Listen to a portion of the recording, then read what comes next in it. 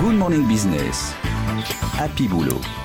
Laure Closier. Et aujourd'hui, Michel est bougon. Il invective Florence de bon matin. Jusqu'à quand va-t-on supporter ta tête affichée dans l'ascenseur avec ce sourire béat ? Jusqu'à la prochaine Coupe du Monde, Michel, ça va être long. Il va falloir attendre cet été. Alors pourquoi la tête de Florence trône en 4/3 sur les murs de l'entreprise ? Florence n'est pas l'employée du mois. C'est encore mieux. Elle a gagné le dernier concours de pronostics sportifs organisé au sein de son entreprise. Et elle y connaît rien en foot, enrage Michel. Non, Florence a rempli son tableau en mettant des points uniquement aux équipes des pays dans lesquels elle aimerait bien aller.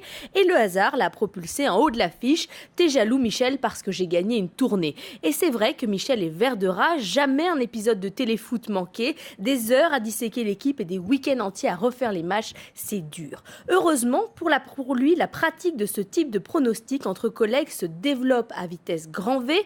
Il va donc pouvoir se refaire sur les prochains événements et pas que sur le football. Le pronostic entre collègues est même devenu une sorte d'activité team building. Certaines startups se sont engouffrées dans le marché avec l'argument de la fédération des équipes. Corporico, par exemple, propose une offre clé en main à partir de 390 € pour une PME de moins de 30 personnes avec kit de communication aux couleurs de l'entreprise. Ça, c'est si vous faites des paris sur les événements majeurs type Coupe du Monde. Mais si votre entreprise sponsorise le rugby, la voile ou le biathlon, il est tout à fait possible de créer un jeu de pronostics dédié et ça marche, un taux de participation en moyenne de 81%. Les lots, ils sont bien sûr pour quelque chose, il est interdit de jouer de l'argent, donc pas de chèque à gagner, mais rien n'empêche de proposer des voyages, des paniers gourmands ou un baby-foot pour une filiale. Danone, Total, GRDF ou Spotify sont déjà convaincus.